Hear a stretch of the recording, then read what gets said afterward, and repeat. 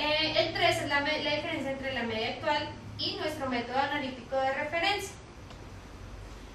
Las fórmulas, como les decía, pues son básicamente la misma. Entonces en los primeros colocamos las medidas del ciclo de control y sacamos la diferencia frente al valor diana, o frente al grupo consenso, o frente al método de referencia.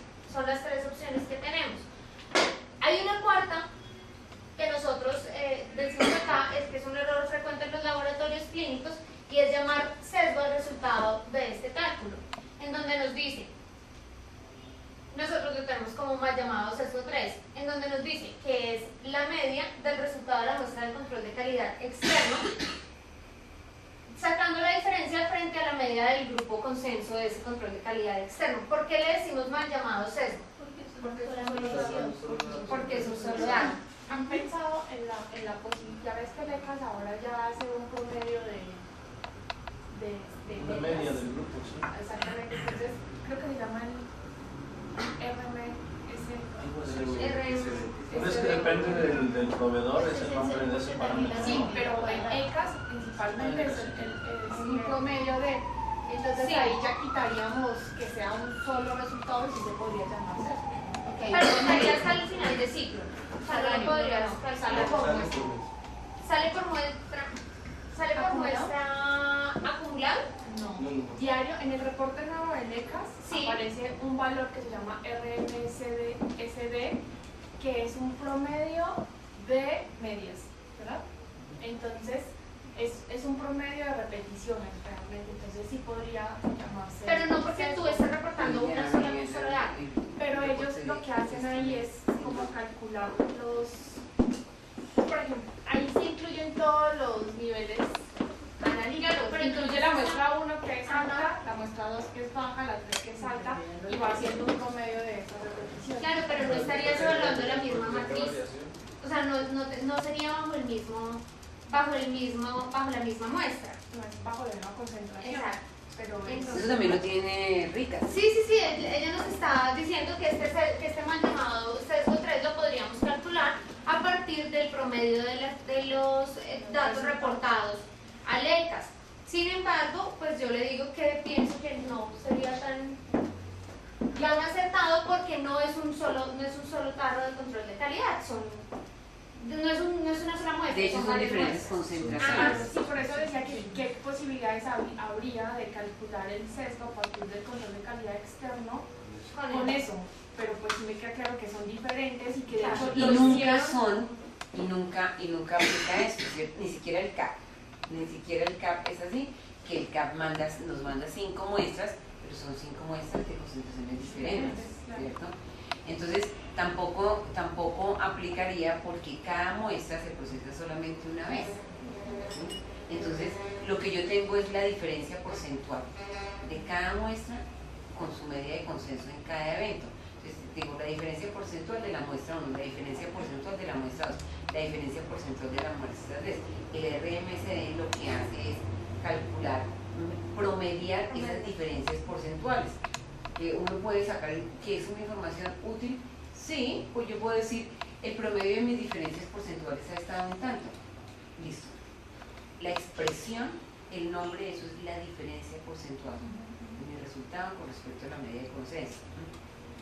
Y obviamente, como parte del análisis, nadie va a decir que el externo no sirve. Pues claro que sí sirve, pero no para calcular el sesgo.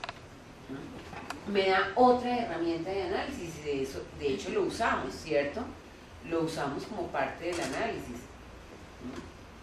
Cualquiera, ¿cierto? Sea Rica, sea ECA, sea el CAP. A mí me gustan mucho los reportes del CAP, que son 5 muestras, entonces me dan más información.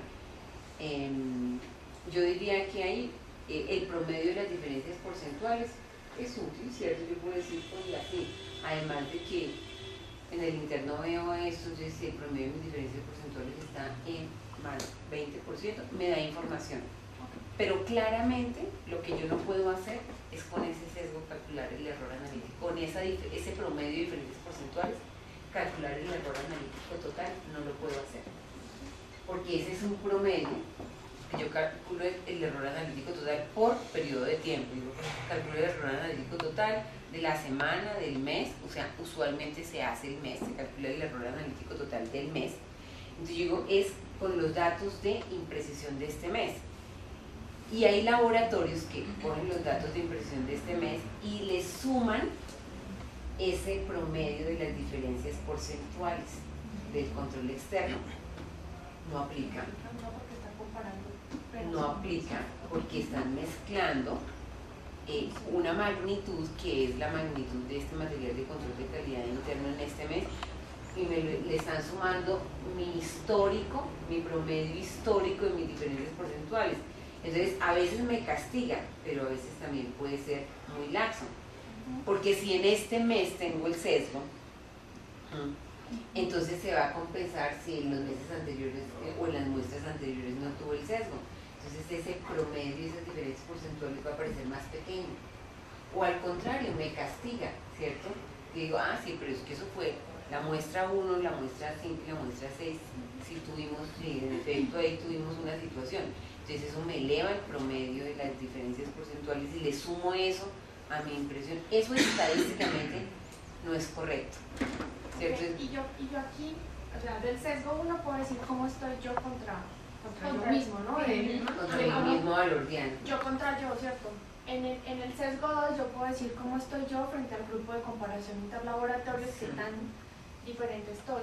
En el sesgo 3 me queda claro que puedo verificar frente al valor máximo de referencia cómo estoy posicionado. Pero acá en el mal llamado sesgo, ¿qué interpretación le doy? O sea, ¿cómo puedo decir cómo estoy yo? En un este evento. resultado contra este evento. En un evento. Un error de medida solamente. Sí, exacto. Eso es un error, muy bien, Vania, eso es un error de medida. Eso no es un error sistemático, sí. Eso es un error de medida. Bueno, entonces, como veníamos viendo, hay diferentes clases de sesgo o de error sistemático. Tenemos este que es el error sistemático constante. Este está determinado por la diferencia entre el valor del método de referencia y mi media, y la media de mi sistema de medición.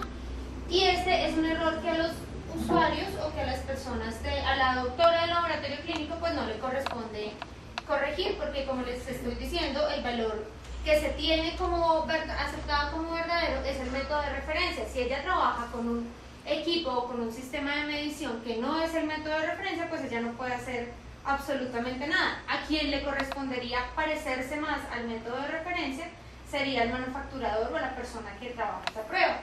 Entonces, si ustedes se dan cuenta, acá nosotros tenemos el valor aceptado como verdadero y tenemos el desempeño del laboratorio clínico. ¿Frente a qué lo estamos comparando? Frente a ese valor aceptado como verdadero. La diferencia de este promedio de datos, de esta media frente a este valor aceptado como verdadero, sería el sesgo y sería entonces el error sistemático constante. ¿Listo? Va a ser algo que constantemente vamos a tener. O sea, no vamos a poder igualarnos a ese valor aceptado como verdadero. Constantemente y durante la vida de todo el lote de control de calidad vamos a tener ese sesgo. ¿Sí? Bueno. Tenemos otro tipo de error sistemático que es el error sistemático dinámico. Este se da por el cambio en los valores y tiene forma de tendencia. Está relacionado con la pérdida de estabilidad del reactivo. Entonces, si ustedes se dan cuenta, acá la prueba subió. Se empezó a degradar el reactivo, empezó a bajar. Cuando la prueba ya está digamos que llegando al límite más bajito, se volvió a ajustar y volvió a subir. Y se va deteriorando con el paso con la oxigenación del reactivo, con la pérdida de la estabilidad del reactivo. ¿Qué prueba tienen ustedes en su mente que tenga este comportamiento? La fosfatasa alcalina. Sí, la fosfatasa alcalina. Entonces ayer que Giovanni y que Hans hablaban de alicuotar los reactivos, yo he visto que lo hacen con ese reactivo específicamente. Cogen el reactivo, la presentación, sí, el magnesio también, la presentación de las fosfatasas alcalinas es aproximadamente como de 200 en los arquitectos, 250. No, es más, es como 100 o más. Eso no se dura, sino, sí, solo les durará el reactivo por ahí unos 5 días. Pero digamos que depende del volumen de procesamiento bueno, sí, de los sí, laboratorios. pues, Entonces, si nosotros no tenemos una, ¿qué deberíamos hacer nosotros frente a este tipo de sesgos? Pues hablar con el proveedor y decirle, mire, se me está degradando el reactivo cada semana. Entonces, ustedes tienen una presentación más pequeña, no la tenemos. Entonces ahí empezamos a evaluar qué hacemos con esto. Lo que he visto que hacen los usuarios, no solamente de los architects, sino también de otras casas comerciales, es que ellos alicuotan los controles de calidad tratando de alargar esta pérdida de estabilidad del reactivo, ¿sí? Pero este tipo de comportamientos es común en los laboratorios y se denomina error sistemático dinámico. Entonces ya vimos el error sistemático constante que dijimos que era la diferencia frente a la media, era nuestro ciclo de control frente a qué? El valor estimado como verdadero. Sí, pero ese valor estimado como verdadero es de el primero que vimos, error sistemático constante. ¿Frente a qué? Ese es el método de El referencia. método de referencia. Ajá. El método de El que acabamos de ver que es el error sistemático dinámico es Si depende del usuario. sí depende del usuario Y es dinámico. y es dinámico. ¿Por qué? Porque va mostrando la pérdida de la estabilidad del reactivo. O sea que aquí cualquier actividad que haga el laboratorio con respecto a esa degradación es válida, como por ejemplo que decía Juan que quitáramos del instrumento el reactivo, guardarlo, hacer alícuotas, algunos le ponen chimeneas, otros Sí. engañan al equipo, Sí. como Ay, yo una tengo fórmula para que solamente pase el reactivo Es que como va a un necesitar. pitillo. Pero digamos que Eso es en Siemens mucho. Hay reactores. que Sí, vienen y en para los, eso. y en los módulos antes ¿Ah, sí? y en los Hitachi, ahora ya no. En los cobos no. Los Cobalt ya no. A mí sí me tocó. O sea, vienen unos carritos, hay un frasquito más chiquito, o sea, viene un frasquito donde Lo que yo hacía cuando era bacterióloga era en los Hitachi, a un frasco normal le ponía un tubo. Entonces todos los días llenaba Es lo de que ese hace tubo con la de localidad y reactivo los artículos. y No, ya pero no porque tiene no que ser. compran el adaptador. Bueno, ya sabemos. Cuando- Cuando lo vuelva a ver le voy a decir, pues para comprar el adaptador. se sabe. Si no, no sabíamos. O pídeselo al fabricante. Sí, es Como bonita. Sí. Bueno, frente a este error sistemático dinámico, pues como dice Ana Lucía, claro, hay muchas técnicas que podemos utilizar en el laboratorio clínico digamos que para darle un poco más de estabilidad al control, al reactivo. Sin embargo, la responsabilidad mínima del laboratorio, pues ¿cuál va a ser? No dejar que la prueba le llegue acá para ajustarla, ¿cierto? O sea, ya hay técnicas que podría usar la bacterióloga para prolongar la vida útil del reactivo. ¿Qué tan válido sea? Yo pienso que eso ya es algo para evaluar con el manufacturador porque puede ser algo peligroso, o sea, como puede ser algo que realmente logre extender la vida útil del reactivo, podría ser también una práctica peligrosa si no se hace como con las indicaciones o como con la mejor manera. No es lo mismo una doctora que de pronto haga sus alícuotas de reactivo cuando tiene sus materiales limpios, cuando lo hace conscientemente, cuando sabe de cuánto va a hacer sus alícuotas, y otra que sirva sobre los cuchitos, exacto, calibre con el poquito de reactivo y al siguiente día adicione reactivo. Digamos que es una cosa, es algo que se podría hacer, pero no se debe tomar tan a la ligera, o sea, no se debe. De hecho, si trabajar pasa así. algo, el inserto es la Biblia. El inserto no describe qué se debe hacer. No, claro que Y entonces, si pasa algo y hay una investigación, lo primero que Casa Matriz va a decir es: ¿y a dónde le dio usted que dice que que no eso se alicuota? puede alicuotar. Entonces Sí. uno, Sin embargo, lo que podríamos hacer y la responsabilidad que sí tenemos es no dejar que la prueba se caiga tanto como para salirse del error total. ¿Sí? Eso sí es claro que es algo que tiene que hacer la doctora. Tenemos otro tipo de error sistemático que es el error sistemático aleatorio, y este se caracteriza por cambios pequeños alrededor de la media o del valor original. Entonces, por ejemplo, tenemos esta prueba, la gráfica número 2,9, que es de... no dice qué prueba es. En donde, si ustedes se dan cuenta, acá hay un comportamiento acá sube un poquito, baja un poquito, vuelve y sube, vuelve y baja, sube, baja. Entonces es un comportamiento que nosotros no podemos predecir. No es como el dinámico, que nosotros sabíamos que se estaba degradando el reactivo, ajustábamos la prueba y recuperábamos. En esta no, en esta nosotros no podemos predecir qué va a pasar. Entonces acá se pareciera una degradación en estos dos, sin embargo acá se mantiene, acá vuelve y baja, se ajustó seguramente, subió y vuelve y se degrada. Pero no tiene un bache de tiempo específico, ni tiene un comportamiento que nosotros podamos predecir. Bueno, ¿están claros los tres tipos de sesgo? Entonces el constante es cuando tenemos diferencia frente a ¿qué? Material de referencia. Frente al método de referencia. El dinámico, pérdida de estabilidad del reactivo. Y este que es el aleatorio, no lo podemos predecir, exacto, y no podemos tampoco determinar tan fácilmente qué puede hacer lo que está pasando. A ver. No, dale. Referente con Los un poquito, gracias a las tres fórmulas del sesgo. Entonces sería algo que el laboratorio determinará los tres tipos de sesgos que tiene, o debería calcular solo uno. Normalmente nuestros clientes calculan los tres tipos de sesgo. Sí, Pues, con el método con de el método referencia, no. en algunos casos, porque en algunos casos eso no es tan fácil, ¿cierto? Compararse con el método de referencia, porque compararse con el método de referencia, el programa de control de calidad externo a veces,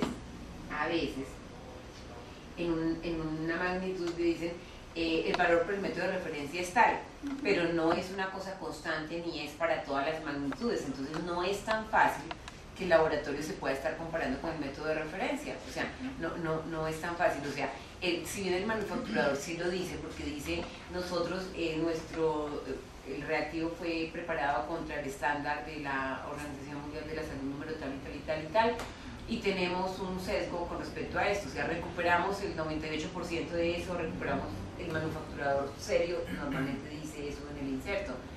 Pero ya obtener, entonces uno sabe, ¿cierto? Que, y es cuando uno dice, es que por los Architect da más alto esto y por los COBAS da más bajito, ¿cierto?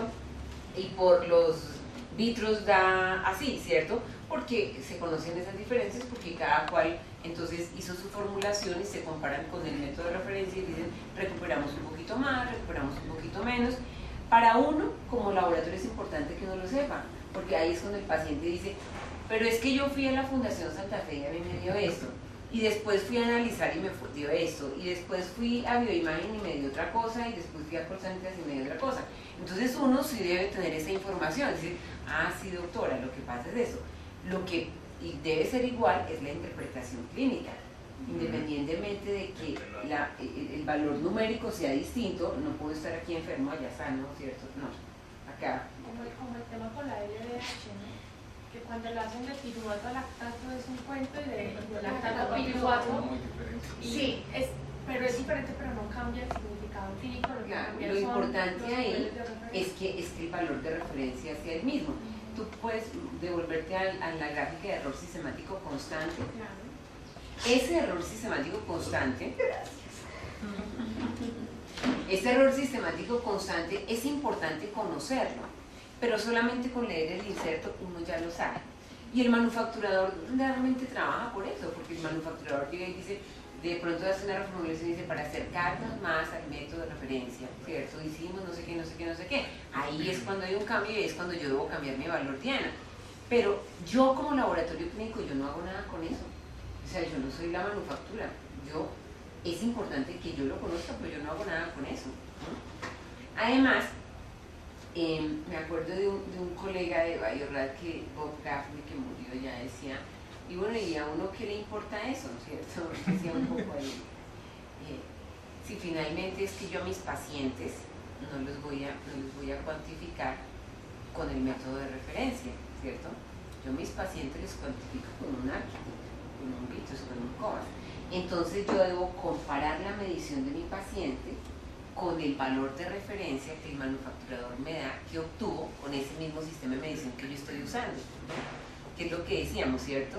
Entonces, así como yo no debo comparar, si yo uso Architect, yo no puedo comparar esa medición con el valor de referencia de los Vitros eso no es correcto, pues en la misma forma yo la medición de mi paciente no la voy a comparar con el valor de referencia obtenido con el método de referencias, no, porque es que yo a mi paciente le cuantifico y hago la medición con el arquitecto, no con el método de referencia. Entonces lo importante, y eso sí es una responsabilidad del manufacturador, claro, debería ser también una responsabilidad del laboratorio, pero nosotros en Colombia no hacemos eso. Y es que nosotros calculamos nuestros propios intervalos biológicos de referencia. Eso yo creo que nadie lo hace en este país, que determinemos, ¿no es cierto? Eso nadie lo hace. Yo no sé si en México lo hacen, o sea, digamos que uno se sigue lo que hizo el manufacturador, aunque el laboratorio sí debería calcular sus propios valores de referencia, porque a veces puede que no apliquen. Ahora, a veces el laboratorio usa un valor de referencia que tampoco es el que da el manufacturador. Por ejemplo, en hemoglobina 1C, la gente usa lo que dice la Asociación Americana de Diabetes, independiente del método. En colesterol, usan lo que da un consenso mundial de no sé qué, National Cholesterol, el NCEP, algo así, ¿cierto? Usan ese, ¿cierto? Independientemente del sistema de medición. Hay muy pocas pruebas que tengan un consenso internacional. Entonces, por eso casi todos los laboratorios terminan usando el 90-95% de los valores de referencia, lo que dice el manufacturador, porque nadie se arriesga a calcular intervalos biológicos de referencia para su tiene mal el concepto y dice, sí, yo tengo mis propios niveles de referencia. Entonces cuando los cuestionan, dice, ay, qué chévere, cuántos pacientes, de qué niveles, de qué edades, con qué tratamientos, cómo sacaste los patológicos, y demás dicen, bueno, sí, los tengo propios del inserto, ¿no? Del fabricante. Lo que no nos hacen eso es como una verificación. Ni siquiera son mexicanos, son de Estados Unidos. La mayoría de los clientes acá también ponen los valores de referencia del manufacturado, del inserto. Sí. Hay otros que hacen un trabajo mucho más juicioso. Sí, hay otros. De verificación, por lo menos, si lo que está diciendo el manufacturador cumple y tu población está de acuerdo a lo que dice, hay algunos, muy pocos, que sí hacen la verificación con 120 pacientes. Pero la verdad siempre es el inserto. Eso sí es verdad, y eso lo hicieron, pues, quién sabe en dónde, en otro lugar, con otras condiciones, otra población, otra etnia. Sí. Pero ese es un paso que tendremos que dar algún día en los laboratorios clínicos. Pero el caso es que este error sistemático constante, sí, es importante que yo lo conozca, pero entender también que yo como laboratorio no hago nada con él. Yo no soy la manufactura, yo no voy a reformular la prueba. Yo no soy quien va a disminuir ese sesgo. Es una responsabilidad del manufacturador, y el manufacturador sí normalmente trabaja, pero es importante que yo lo conozca, ¿no? Entonces, como yo no voy a hacer nada con ese, si hubiese una gráfica ideal, ¿cierto? Si hubiese un software ideal, uno podría colocarle el valor diana por el método de referencia, el valor diana determinado por el laboratorio, el valor diana, o sea, uno podría, pero ese software todavía no está desarrollado, ¿sí? O sea, esperamos a que Biorad nos haga caso, pero Biorad perfectamente podría hacerlo, ¿sí? Oiga, me quedé un campo que dice valor diana, métale otro que diga valor diana según método de referencia, ¿cierto? Que tuviera la opción, sería espectacular que uno lo pudiera tener para que uno lo supiera, ¿cierto? Y entonces eso le daría a uno la dimensión de que uno diría, ah, sí, es que nosotros con este método estamos un poquito por arriba del método de referencia, pero igual no hay problema, porque es que el manufacturador me dio los intervalos biológicos de referencia con este sistema de medición, y con este es que yo mido a mis pacientes, ¿no? Sería interesante, pero el caso es que yo con ese no hago nada. Ahora, con los otros, yo sí tengo que hacer. Yo no puedo dejar que, como decía Zuli, esto se degrade tanto el reactivo, que entonces, ¡pum!, se caiga ya y que supere el límite inferior, o se suba mucho y supere el límite superior. Yo tengo que manejar esto, y este sesgo sí es el que yo tengo que estar controlando. Este sesgo es el que tiene que controlar el laboratorio, el aleatorio y el dinámico. Lo que uno ve es que uno antes pensaba que había un sesgo, o sea que del sesgo hay muchos paradigmas erróneos, ¿no? Entonces uno que le llaman diferencia porcentual a sesgo, ¿no? Otro es que determinar cuál es el valor aceptado como verdadero, dependiendo de ese valor aceptado como verdadero, va a cambiar muchas cosas, ¿no? Y si yo ese valor aceptado como verdadero lo fijo de forma incorrecta, entonces eso me puede conducir a interpretaciones erróneas. Se dan muchas situaciones con el sesgo erróneas. Muchas situaciones se dan ahí que hay que corregir. Ok, bueno. Aquí hay dos conceptos, el concepto de homocedasticidad y el concepto de heterocedasticidad. Esos que son así como trabalenguas. Sí, yo no he podido leerlo. Homocedasticidad, ahora practicamos, sí, hacemos planas. Homocedasticidad, heterocedasticidad. Homocedasticidad, ¿qué es? Es la propiedad de un analito en la que las características metrológicas de desempeño, sesgo e imprecisión permanecen constantes durante todo el rango de concentración de la prueba. Y heterocedasticidad es al contrario, que esas propiedades no son homogéneas en todo el rango de concentración. Veamos estas gráficas para ver. Entonces aquí en estas gráficas yo tengo en el eje X concentración y en el eje Y tengo coeficiente de variación y sesgo. Si es una prueba que en la concentración 1, 2, 3, 4, 10, 15 y hasta 800, que es el rango de linealidad de la prueba, mantiene un coeficiente de variación similar y un sesgo similar, pues yo digo esto es homocedasticidad. Pero la mayoría de las pruebas se comportan así, es decir, que en la medida que aumenta la concentración, aumenta la imprecisión, o al revés, en la medida en que aumenta la concentración, disminuye la imprecisión. Entonces uno dice TSH, ¿cierto? TSH, en las concentraciones más bajitas tenemos impresiones más grandes. Entonces, esta sería más o menos así. En la medida en que aumenta la concentración, disminuye el coeficiente de variación. Si más pequeña la concentración, mayor es el coeficiente de variación. Hay otras pruebas como la vitamina B12, la testosterona, que en la medida en que aumenta la concentración de la magnitud, aumenta el coeficiente de variación. PT, uno puede ver PT siempre, ¿cierto? PT en el nivel normal, la impresión es bajita, ¿cierto? Por ahí a INRs de 2 es más grande y a INRs de 3,54 es más grande, ¿cierto? La mayoría de las pruebas de las magnitudes que nosotros medimos en el laboratorio clínico tienen un comportamiento de heterocedasticidad. ¿Eso qué implicaciones tiene? Eso tiene la implicación de que yo no puedo generalizar, yo no puedo decir, yo solamente controlo el PT en INRs de 1, porque es que no se comporta igual en 1 que en 4. No se comporta igual en 1 que en 3. ¿Sí? Y si el nivel de decisión, como en este caso, está en 3, pues es que ahí es donde me interesa, ¿no? Ese pecado se comete, ese es un pecado que se comete en muchos laboratorios, que el laboratorio solamente maneja controles con INRs alrededor de 1. Y a veces solamente es, a veces el 1 y con INRs de 2, 2,5, pero no más.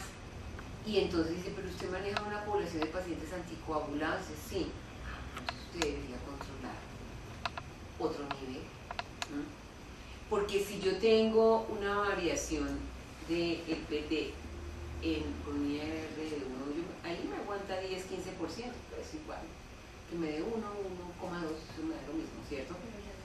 Pero el paciente que está con medicación anticoagulada, que yo le diga 2 o que le diga 1,8, que cambie la dosis, que yo le diga 3 o que le diga 3,5, implica un cambio de la medicación.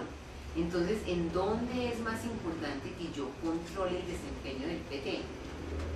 En INRs de 3,54, en INRs alrededor de 2. Entonces, ¿eso qué implica?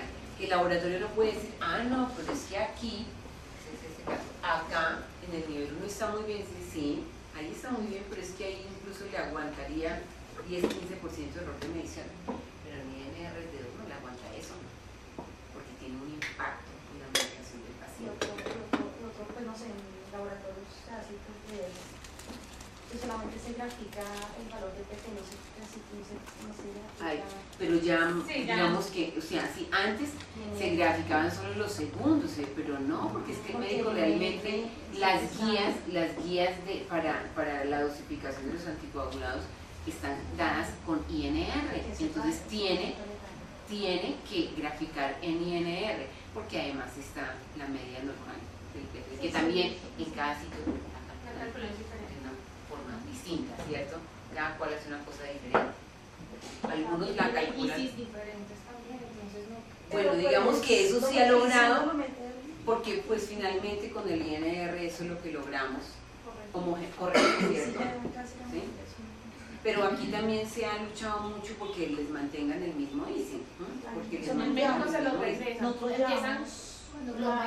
empiezan más de 2 años con el mismo ISIN. Sí, eso ha sido una En México lucha. cambia muchísimo, de 1.5, 1.4, menor. Nunca, o sea, lograr que se las mantengan en 1 Pero aquí sí, no sé. Sí, o sea, yo he visto que eso ha sido una lucha de los laboratorios.